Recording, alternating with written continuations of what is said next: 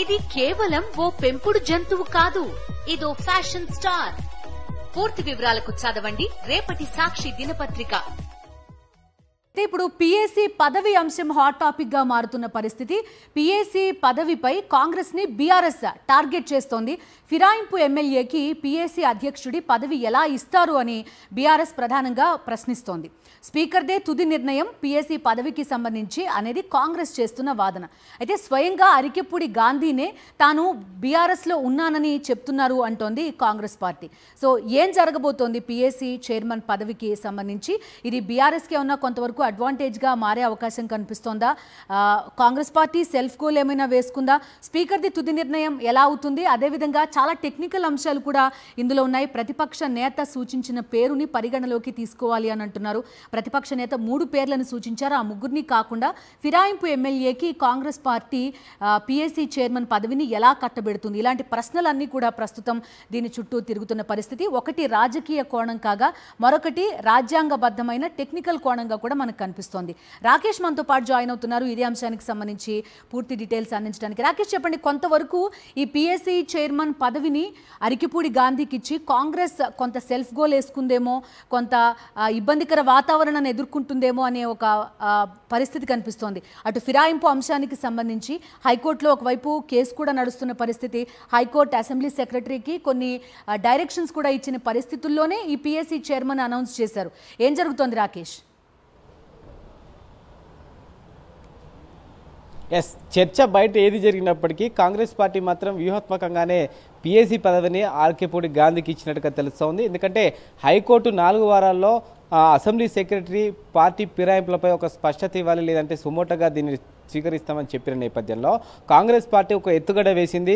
కాంగ్రెస్ పార్టీకి సంబంధించి బీఆర్ఎస్లో ఎవరైతే చేరారో వారిని కాంగ్రెస్ పార్టీలో డేర్గా చేర్చుకుంటే వారిపై అనర్హత వేటు పడే అవకాశం ఉంటుంది, లీగల్గా ఎదుర్కోవడానికి అనేక సమస్యలు ఉన్నాయి.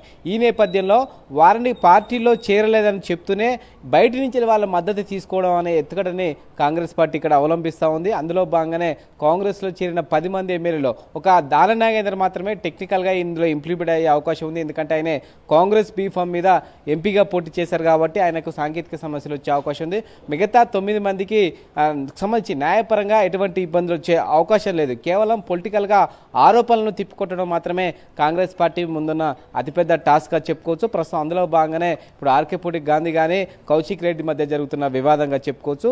ఇక పీఏసీ చైర్మన్కి సంబంధించి కూడా అటు ప్రతిపక్షానికే మేము ఇచ్చాను కాంగ్రెస్ పార్టీ బయటకు చెప్తున్నప్పటికీ అంతర్గతంగా వ్యూహాత్మకంగానే దీన్ని అడుగులు వేసింది. హరీష్ రావు కానీ పల్లారాజేశ్వర రెడ్డి కానీ వీళ్ళలో ఎవరికైనా ఒకరికి ఇవ్వాలనే ప్రతిపాదనను ప్రతిపక్షం పెట్టినప్పటికీ ఉద్దేశపూర్వకంగా ఆర్కేపూడి గాంధీకి ఇచ్చారు. ఎందుకంటే తమ చెప్తే వింటారనే అభిప్రాయంతో ఈ తరహా ఎత్తుగడని కాంగ్రెస్ పార్టీ వేసిందని కూడా చెప్పుకోవచ్చు. బయటికి మాత్రం ఆర్కేపూడి గాంధీ తాను బీఆర్ఎస్ సభ్యుడు అని చెప్తున్నప్పటికీ ఇప్పటికైనా కాంగ్రెస్ పార్టీలో చేరడం జరిగింది. అయినప్పటికీ తాను కాంగ్రెస్ పార్టీకి సంబంధించిన కండువా వేసుకోలేదు, దేవుని కండువా వేసుకున్నానంటూ కూడా చెప్తున్నారు. దీనికి కారణం ప్రధానంగా కూడా టెక్నికల్గా ఎక్కడ కూడా ఇబ్బంది రావద్దు, రేపు కోర్టుకు సంబంధించి డైరెక్షన్ విషయంలో కూడా ఇబ్బందులు తలెత్తకుండా ఉండేందుకే ఈ తరహా జాగ్రత్తలు పడుతున్నారని స్పష్టంగా అర్థమవుతుంది. 9 మంది ఎమ్మెల్యేలు కూడా ఇదే తరహా వ్యూహాన్ని అవలంబించబోతా ఉన్నారు. Rakesh, end of the day ఆయన కాంగ్రెస్ లో చేరడం అనేది నిజం. అది రాజకీయంగా కానివ్వండి, టెక్నికల్ అంశాలు ఎట్లా ఉన్నప్పటికీ కూడా ఇప్పుడు ఫిరాయింపు ఎమ్మెల్యేలకి సంబంధించి ఒకవేళ వాళ్ళు రాజీనామా చేయాల్సిన పరిస్థితి వచ్చినా, లేదంటే స్పీకరే అనర్హత వేటు వేసినా అప్పుడు కాంగ్రెస్ ఏం చేస్తుంది అనేది కూడా ఒక క్వశ్చన్. ఖచ్చితంగా ఇలాంటి అంశాలన్నీ ముందుగానే ఊహించారు కాంగ్రెస్ పార్టీకి సంబంధించిన పీసీసీ పెద్దలు. దాన్ని దృష్టిలో పెట్టుకునే ఈ కొత్త తరహా వ్యూహాన్ని ప్రస్తుతం అమలు చేస్తున్నారు. నిజానికి హైకోర్టు డైరెక్షన్ ఇచ్చే వరకు కూడా కాంగ్రెస్ పార్టీకి సంబంధించిన వాళ్ళే ఈ 10 మంది ఎమ్మెల్యేలు అనే అభిప్రాయాన్ని కాంగ్రెస్ పార్టీ నేతలు వ్యక్తం చేశారు. ఈ 10 మంది ఎమ్మెల్యేలు కూడా చెప్పారు. కానీ హైకోర్టు ఎప్పుడైతే డైరెక్షన్ ఇచ్చిందో అప్పుడు కాంగ్రెస్ పార్టీ ఈ వ్యూహాన్ని అవలంబిస్తూ ఉంది. బీఆర్ఎస్ సభ్యులుగానే వాళ్ళు చెప్తా ఉన్నారు. ఇటు సంబంధించి కాంగ్రెస్లో చేరినప్పటికీ అసెంబ్లీలో కూడా సిట్టింగ్ల విషయంలో కానీ ఇతర టెక్నికల్ అంశాల్లో ఎక్కడ కూడా బీఆర్ఎస్ సభ్యులు అనేది ఇప్పటివరకు విడుదల కాలేదు. కాబట్టి ఎక్కడ కూడా న్యాయపరంగా ఇబ్బందులు ఈ 9 మంది ఎమ్మెల్యేలకు ఎదుర్కొనే అవకాశం లేదు. కేవలం దానం నాగేందర్కు మాత్రమే ఆ రూల్ వర్తించే అవకాశం ఉంది. రేపు సెక్రటరీ ఒకవేళ హైకోర్టు కనుక జవాబు ఇవ్వాల్సిన పరిస్థితి కనుక వస్తే, ఒకవేళ వీళ్ళు ఇవ్వకుండా హైకోర్టు కనుక నేరుగా సుమోటోగా కేసు తీసుకుంటే ఈ 9 మంది ఎమ్మెల్యేలకు పెద్దగా ఇబ్బంది వచ్చే అవకాశం ఎక్కడ కనిపించట్లేదు. లీగల్ గా ఎక్కడ కూడా వీళ్ళకి సమస్యలు ఉండే అవకాశం లేదు. దానం నాగేందర్ మాత్రమే టెక్నికల్ గా ఏ విధంగా ఎదుర్కోవాలి దానిపైన కాంగ్రెస్ పార్టీ వాళ్ళు మాట్లాడిన కామెంట్స్ వీడియో బైట్స్ ఉన్నాయి, లేకపోతే కాంగ్రెస్లో జాయిన్ అయ్యామని స్వయంగా అరికపూడి గాంధీయే చెప్పిన కార్యకర్తలందరినీ కన్సల్ట్ చేశాం మేము, వాళ్ళందరూ ఓకే అనుకున్న తర్వాతే కాంగ్రెస్ పార్టీలో మేము మా కార్పొరేటర్లు జాయిన్ అవుతున్నామని జాయిన్ అయిన టైంలో ఆయన చేసిన కామెంట్స్ ఉన్నాయి. ఇవి కోర్టు పరిగణలోకి తీసుకుంటుందనేది బీఆర్ఎస్ చేస్తున్న కామెంట్. ఎస్, ఇదే అంశాన్ని కనుక కోర్టు పరిగణలోకి తీసుకుంటే మళ్ళీ తిరిగి ఆయన నిన్న ఈరోజు చేస్తున్న వ్యాఖ్యలు ఏవైతున్నాయో నేను తిరిగి మళ్ళీ బీఆర్ఎస్లోనే ఉన్నాను, బీఆర్ఎస్లోనే కొనసాగుతున్నానంటే ఏవైతే వ్యాఖ్యలు చేస్తున్నారో కూడా అవి కూడా వీడియోస్ హైకోర్టుకి ఇచ్చే అవకాశం ఉంటుంది.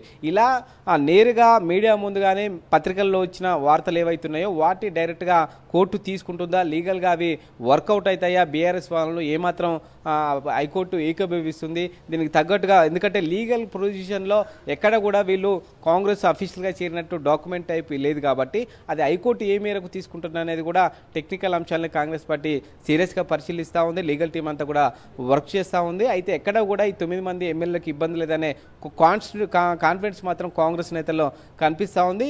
ఏదైతే బీఆర్ఎస్ఎల్పీ వినిలో అనుకుంటున్నారో అది అయ్యే వరకు కూడా ఈ యొక్క వ్యూహాన్నే కాంగ్రెస్ పార్టీ అవలంబించబోతోంది. ఈ 10 మంది ఎమ్మెల్యేలు కూడా బీఆర్ఎస్ సభ్యులనే చెప్పాలంటూ కూడా కాంగ్రెస్ పార్టీ ఇంటర్నల్గా ఆదేశాలు ఇచ్చినట్టుగా తెలుస్తోంది. ఆ ఆదేశాల ప్రకారమే ఈ 10 మంది ఎమ్మెల్యేలు ఆ వ్యూహాన్ని అవలంబిస్తున్నారు. Okay Rakesh, thank you.